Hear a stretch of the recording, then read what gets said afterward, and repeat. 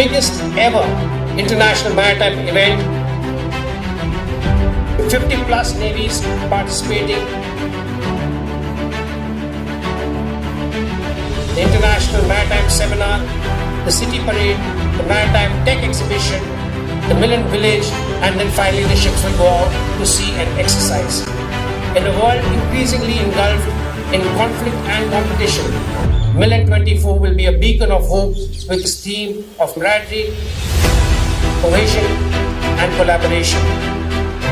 It will address common challenges, build partnerships, and commit to maritime cooperation and work towards enhancing maritime security.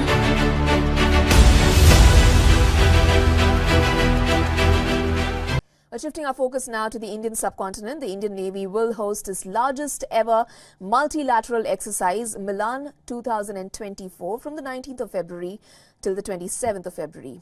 Hi, welcome to Maritime Conversations. I'm Swaroop, Anand.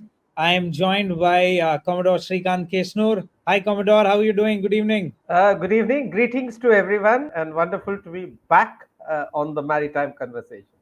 So, Commodore, it's February, and February in this year we have MILAN, MILAN 2024. So, I wanted to actually have a conversation about that, tell our viewers about MILAN, about the different things that the Navy is doing with respect to, of course, MILAN and the diplomacy part. Let's unpack all of that, shall we? Yeah, sure. I mean, this is the Navy's flagship event happening this month. So certainly it'll be interesting and fun to discuss it, because I have been to the last edition of MILAN, Vizag. There are connections about Vizag. And as a person writing on historically on these things, there's always that sort of pull factor about these issues. So we'll be happy to discuss it. Super. So MILAN 2024, current edition, it promises to be one of the biggest events that the Navy is going to put up. Can you tell the viewers what is it about? What can we expect to happen? Let's start with that. MILAN 2024, this year's edition. Yes, of course. MILAN, as the word brings out in Hindi, is basically a gathering of people. Here it is a gathering of the navies of the world, so to say. So this is Indian Navy's event. It began in 1995 and has grown humongously since then, and we can talk about that, the origins and its growth. But coming to MILAN 2024, this is going to be a gathering of the navies from across the world. There are going to be, as I understand it, 50 or more nations taking part. 20 countries are sending their ships or aircraft or both. And there is going to be a wide range of activities between the participating navies. I mean, the MILAN has two phases. It has a harbor phase. It is starting on the 19th. It has a harbor phase till the 24th, and then the sea phase for the next 3 or 4 days. Now, the harbor phase sees all the navies coming together. There is a maritime seminar which will have several experts on the subject. Then there are, there's a city parade on the famous RK Beach Road. Several exhibitions, Swavlamban exhibition highlighting India's indigenous capabilities. Then there are also subject matter expert exchanges. So there could probably be exchanges between, let's say, divers or engineers or NBCD experts. So these subject matter expert exchanges, I think, are very, very important because you're always sort of talking and seeing what the other country brings to the table. And then there is a tabletop exercise, which is which could be of tactical operational issues. And again, so that is interesting. So I can see a wide range of activities. In addition, of course, there would be visits, cultural exchanges, going around the town and all that, and receptions and stuff like that. But all in all, we are going to see some 10 days of intense activity in harbor and sea, and great deal of exchanges between all the participating nations. So this is really big, and I think it also showcases the Indian Navy's contribution to India's international cooperation efforts, of which again we must talk separately. Right. So I think it's incredible, right? Close to 50 nations, ships from, close to 20. That's solid scale. Milan 2024 is going to be at. But I think, I'm really interested to kind of understand how it all started. It started in 1995, with the literal navies, with the navies of, Sri Lanka, uh, Thailand, Singapore, and Yes, Indonesia, if I'm not wrong. that's right. That's right. That's right. Four So four it started countries. with just four countries, and of course, the Indian Navy. This was when I think Admiral Shekhawat was the chief in '95 when Milan was started. The first edition was essentially put up. So, really interested to know how Milan started. Now 50 nations, but starting with five navies. How has that journey been? Yes. The journey is interesting and the origins are very interesting too. I mean, obviously, the origins of any such thing will have multiple factors, but to the extent that one can locate it to a couple of, let's events or points in between, Right. it's interesting. I had chat with Admiral Shekhawat few days ago. As you brought out, he was the chief of naval staff when Milan started in 1995, and he has a very interesting incident to tell about this. He mentioned that in the late 70s, when he was doing the naval war course in the United States, Right. the US showed in their presentations Vishakhapatnam and Port Blair to be Russian bases, to be bases of then USSR. Oh, Now, wow. this is preposterous, right, to Right. anyone who would think, and I think he told them that, and he registered his views and said that, look, this is incorrect, and so you need to do something about it. So as time went past, he found that a lot of Western nations were denying access to our defense attaches, to our naval attaches, and often to our ships, to Hmm. several of their ports or to several of their events based on real or perceptional imagined feelings about Port Blair or Vishakhapatnam. Right. So in the 90s, when he became the chief, therefore, he Hmm. saw, and remember, this is the time when Cold War has sort of ended, the Yep. Soviet Union has disintegrated, India is now, negotiating a new world. And I thought he hit upon this very brilliant idea. And he Hmm. said, look, let's show there's nothing secretive. Let's invite people and show the sport. And that's how Milan began, inviting the literal navies, as you brought out. Few other countries were invited. I understand Malaysia declined due to a Ramzan season or something. Uh, But hmm. it began with these four nations coming into Hmm. Port Blair in 1995.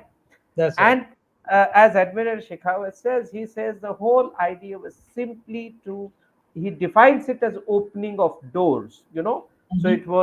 it was about concerts, it was about exchanges, it was about meetings, sports events, visits to each other's ships.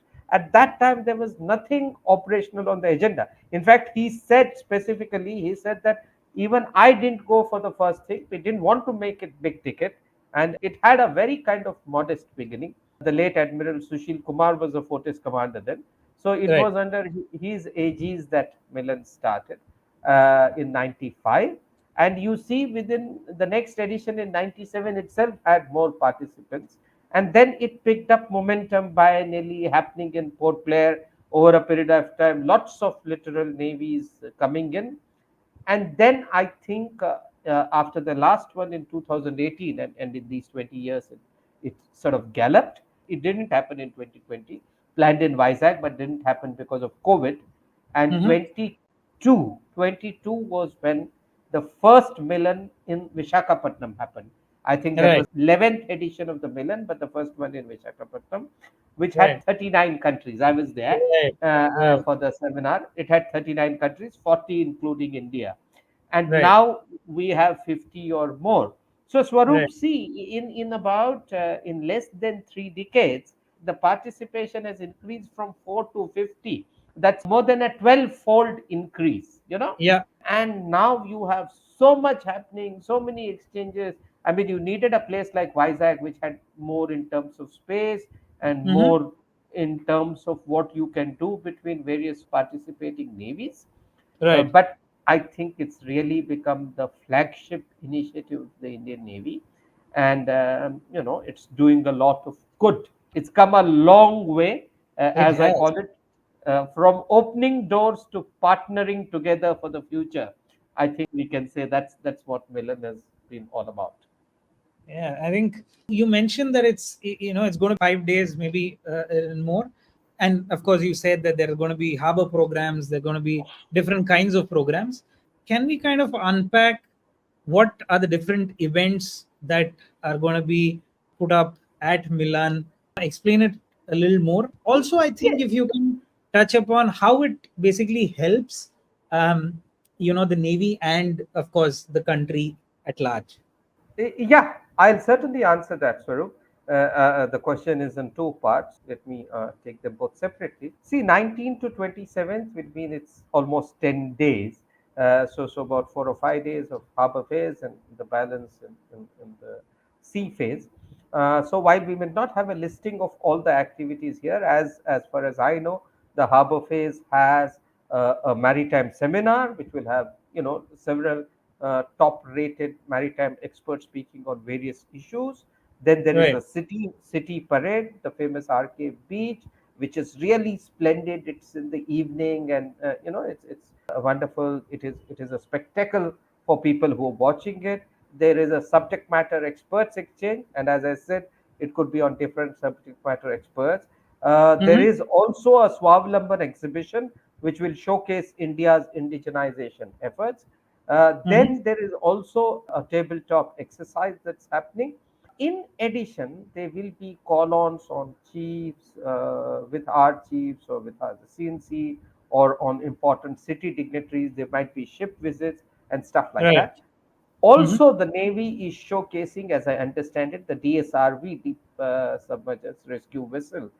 No, Oh so wow. so that, yeah, that is big this time. Yeah. So there are going to be all these sort of things in harbor, and then of course the sea phase will have large force maneuvers, anti-submarine exercises, anti-aircraft exercises, and perhaps some other exchanges or some other sort of exercises that obtain at sea, maybe surface to surface engagements or mock exercises and activities like that. Right. There'll be cross deck landings for sure. The Indian Navy is putting out both its aircraft carriers, as I understand, Vikrant and Vikramaditya. Oh, This lovely. yeah, so we'll be putting our certainly our fleets will be in full strength. Now, Right. what are the advantages of this? Yep. So the advantages again are several. Let me put the advantages as three I's. It will showcase indigenization, Mm-hmm. whether through Swawalamban exhibition, medium and small industries, and showcase what they're doing, or when Vikrant is at sea or at Of anchorage, course. looking at the majestic Vikrant, looking at several other ships built in India. A, Right. it will showcase indigenization. B, it will enhance interoperability. When you do these exchanges at sea, you are sort of having greater trust in each other. You understand each other's procedures, SOPs, the sea language, so to say, and the way Right. you operate. So, greater interoperability. And Right. third is it enhances information exchange, because when you are having these seminars, when you are having these subject matter expert exchanges, when you're having these tabletops, and then you are having all those informal exchanges, over receptions and things like that. So Mm-hmm. you are having indigenization, interoperability, and information exchange, and this is at Navy level. Right. There are also very obvious exchanges, very obvious benefits to the city, Mm-hmm. of Vishakhapatnam. There is greater Right. this boost to tourism, boost to local economy. The city, sort of becomes a stakeholder in these events. So they get to see fantastic spectacles, like I said, seeing all the ships at anchorage, seeing the city parade, seeing several navies in their city. Vizag is now becoming like an international buzzing place. All of that gets a huge amount of brand equity. And again, we can talk of Vizag separately too. So Right. it gets benefit to the city too. And I would Hmm. argue that it also benefits the country in terms of our stature internationally, in terms of our standing at the global level. Again, Right. that is a separate subject in itself. It So, is. all in all, it brings in all these factors. Right, right. No, so I think Vizag and RK Beach is probably the place to be in mid to late February during Milan. But let's talk about Vizag itself. So, we know that the Navy was headquartered in Bombay. It's always been on our west coast. The fleet was, based out of Bombay. The Eastern Fleet, of course, was found much later, right before the war in 71. So, Vizag, uh, started off slow in Navy parlance, right? In the Navy ecosystem. But today, after the International Fleet Review in 2016, Milan 2022 being as large as it was, 40 odd countries, the city of Vizag has begun to play a much larger role in the Navy's kind of domestic outreach activities. What do you make of it? That's number one. And the second part to that question is both IFR 2016 and Milan 22, you were involved.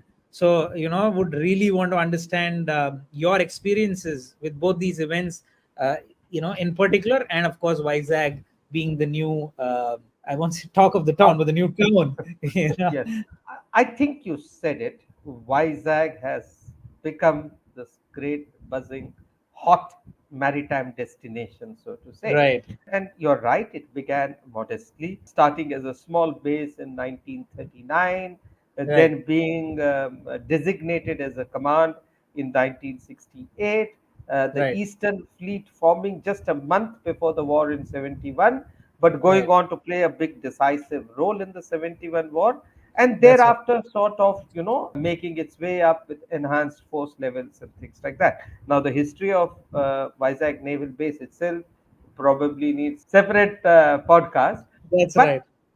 yes, it crept slowly.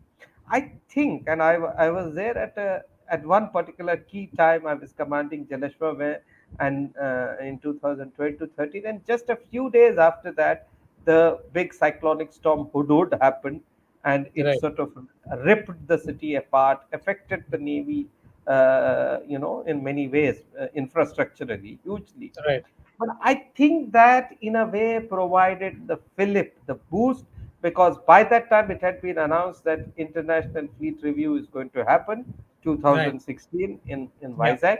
2006, the Presidential Fleet Review had happened in Vizag when that's I, right. commanding Vindhyagiri, had gone across to the East Coast. So I was a part of PFR 2006 in Vizag. It struck a lot of us that Vizag makes for a beautiful destination in many ways for many of these activities. It has this fantastic waterfront. The ships can anchor much closer to the harbor, unlike Bombay, because of the depths there. Yeah, It provides a clearer view for operational display. So Vizag had lots of advantages, and right, we thought the time had come for Vizag to play a bigger role in many of these diplomacy and protocol events. And that right. happened with the fleet review in 2016. So Mm-hmm. this Cyclone Hood provided that spur and motivation for everyone in Vizag to get their act together and be ready for the fleet review. Ah, right, So then the fleet review happened in 2016, and I think after that the city has not looked back. It has mm, had the Milan in 2022. It has had several big ticket events, and the city has now acquired a kind of stakeholdership. If you will see over the last few years, Vizag has consistently figured in the top 5 cities in Swachh Bharat campaigns. So the city of Vizag is now finding a symbiotic relationship with the Navy in terms of many of these events. The city has become uh, not just a passive spectator, but an active participant in the Navy's events. So I think right, that's very big, and given its own history dating back to the Chola times, its recent history, the fact that it was bombarded in World War II, so there is it a was. certain mystique and allure. They Mm-hmm. describe Vizag as a city of destiny, and but Right, I think Vizag is a city of India's maritime destiny for sure.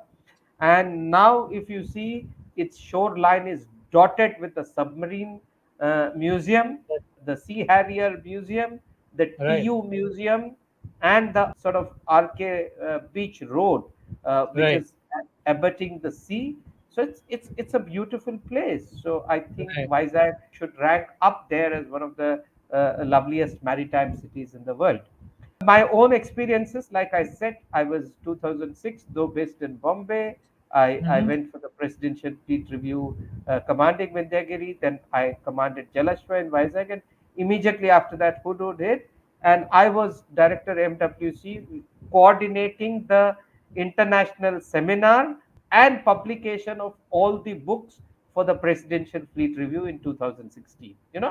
So that Right, again gave a ringside view to how things happen. Then in exactly. 2022, I was the OIC Naval History Project and Director MWC in Mumbai, but I went Hmm. back to take part in the international seminar, the Milan seminar, which was Right, again a fantastic experience. I moderated a session with several international speakers, getting to see Vizag, seeing the city parade, taking part in a whole lot of events, meeting many interesting people. So I think personally also I feel that Vizag is a great place to be having this event, and I'm sure both the Navy and the citizens of Vizag will pull out everything they have to ensure this is a big bang event. right. So 2022 was big because it was back to back, right? So we had the President's Fleet Review in February, and then right after that we had Milan 2022. Um, so I think, yeah, I mean, and it's going to get bigger. Milan Yeah, 2024, like we I, discussed. yeah, that shows the Navy and the city's ability to do big back-to-back events. Right, right, right, exactly. And now just kind of changing tracks to diplomacy. You've been our DA in East Africa, so I definitely want to discuss diplomacy. Milan is one of diplomatic initiatives of the Navy. There's so much more the Navy is doing. We now basically have a much larger international profile, so to say. Um, so, what are the other things that the Navy is doing apart from Milan, of course? If we can unpack that, I think that's a really important piece that I think we should discuss. Yeah, of course. I think the Indian Navy over a period of time is providing this great option for India in terms of being used as one of the most important vectors for Right. our foreign policy. Milan is one important such activity, but it's not the only one, you know. Yep. And see, Milan also has, as we said, an interesting trajectory. When it began in 1995, it was part of the Look East policy of the government of India.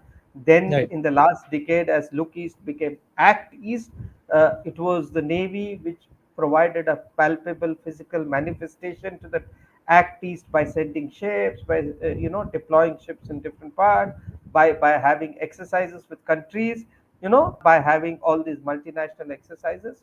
What are the different things that the Navy does? The Navy also is a key player in the Indian Ocean Naval Symposium, which brings Right. countries together again. Periodically, the international fleet reviews have happened, where again many countries have participated. There is the Goa Maritime Conclave and Goa Maritime Symposium, which has That's a right. harder focus on certain operational issues with key interlocutors and players. Then there is at the sports level, there is the Admirals Club and the Admirals Cup, which is a sailing competition at the Indian Naval Academy, which again attracts lots of international attention, international players. So there's a range of activities now this is not the only thing. In addition, Right. there are staff exchanges. In addition, there are bilateral and multilateral exercises by ship. In addition, there is hardware assistance, there's capacity building, capability engagement. In addition, we go and respond to any calls for humanitarian assistance or disaster relief. As we said, we are the theme of this Milan is camaraderie, cohesion, and collaboration. And I think the Indian Navy's diplomatic efforts, in some ways, are geared up towards all of this. So it is in many ways Indian Navy really being fighting in a higher weight category, so to say, doing Right. the lot. If I were to define it a little bit in terms of international relations, I Right. think because these are interesting times when we are, seeing lots of things that India, as a growing power, is doing. So there is the Vasudhaiva Kutumbakam concept, which is Yep. our great vision. At the grand strategic level, the Prime Minister has articulated SAGAR, security and growth for all in the region. That has been at the operational level, the Navy has taken being the first responder and the preferred security partner as an expression, as an Right. operational manifestation of SAGAR. And all of this happening just when India has, finished its G20 presidency, when India Yeah. is doing a lot in other international forums. I think this provides a very good complementarity, a good convergence between several arms of the government, all of which keeps contributing to India's rise as a regional and global power. Right. So I think two important things that you brought about was one, of course, Indian Navy is the preferred security partner in the Indian Ocean region, right? The other thing was, of course, something that's happening very recently. In the Red Sea, in the Gulf of Aden, the piracy attacks, the Houthi attacks. I'm just trying to kind of connect these together, given that now we are a preferred security partner in the IOR and the recent attacks and the piracy that's essentially again on the rise. How does Milan kind of fit in? Because it's essentially talking to other navies, being a security preferred security partner, and how, and we've of course done some really interesting stuff over the last few weeks, in these places. So, kind of connecting all the three dots, how do you see Milan contributing to such threads? See, you have to recognize that in international affairs, progress is often slow because in multilateral mediums, you need to negotiate, talk, develop consensus, have common understanding of what the threats are. Because Right, often countries, all of them operate in pursuit of their national interest, and right, some of their national interests may not always be aligned. The first thing is that a forum like Milan provides countries to come and talk to each other. If you see amongst the various countries taking part, there are many countries who were at one point of time antagonists, who presently all of them may not be having the best of relationships with each other. So this is another great platform and forum for people to talk bilaterally, talk multilaterally, have a common understanding of challenges at sea. Because please remember that it is not easy to develop common security architecture at sea. That might take a lot of time, but it is possible to develop common operational understanding of the issues. That's one. Secondly, no doubt that there have been issues in Red Sea, as you pointed out, right, Houthi attacks, piracy. They have changed some of the paradigms, and I'm sure these would be discussed formally or informally at Milan. But please also remember that the Indian Navy has made a statement by deploying, several big ships, many ships there in the region, by being proactive when it comes to giving assistance, countering piracy efforts, or rescuing people who have been held hostage. I think in all of this, the Navy, by playing a part, uh, has sort of ensured that it has made its presence felt, and most importantly, it is saying loud and clear that we are mm, contributing to good order and discipline in this part of the world. You know, right, so I think that is a second big takeaway. And again, I'm sure this will find reflection in Milan. I've seen from my own diplomatic experiences that when you do something big outside in the field or somewhere, it invariably echoes back when countries come and discuss. So I'm sure an outcome of all of this will result in certain common understandings. Uh, it is also possible, and as I've said this many times, that even when countries find it difficult to collaborate politically due to certain reservations, They don't want to get into fixed blocks or coalition task forces or things like that. It is very much possible for them to operationally coordinate with each other, to have information exchange, to help each other over developing situations at sea. So I think that's going to be another area where forums like Milan will contribute. And I'm sure Milan will be seized of the dangers and what are happening in Red Sea and elsewhere, and come up with certain responses to such situations. Commodore, just kind of extending a little bit from this, do you foresee a new kind of maritime security architecture in the Indian Ocean region? Just extending from the interesting things that we've been doing a little farther, but a new architecture perhaps. I suppose that would be kind of difficult question to answer in black and white terms, because Yeah. of a common security architecture requires several nations to tango together. These are policies that happen at the highest political apex, and therefore may not be easy to obtain, at least in the short run. Of course, it's desirable to have a common security architecture for maritime issues in the long run, and hopefully we will go to that. But what is and what can be possible is common security understanding of issues, some common security arrangements. And I'll give you an example of that. The Indian Ocean Information Center, in Gurugram, which has details of all Yeah. white shipping. I think that has massively enabled several countries in the region to get sense of the shipping. This used to be very much opaque earlier. Now, courtesy of entities like IFC, IOR, it's become far more transparent. This in turn helps you. I think you are aware that a few days back there was an incident where, based on inputs from the IOC, IFR, and based on a ship that India had given to Seychelles, the Seychelles Coast Guard ship rescued some people who were, I think they were Sri Lankans who had been hijacked, or it was some Sri Lankan interest. So Sri Lanka thanks Seychelles and India. In some ways, you could see this as a partnership between countries in this region.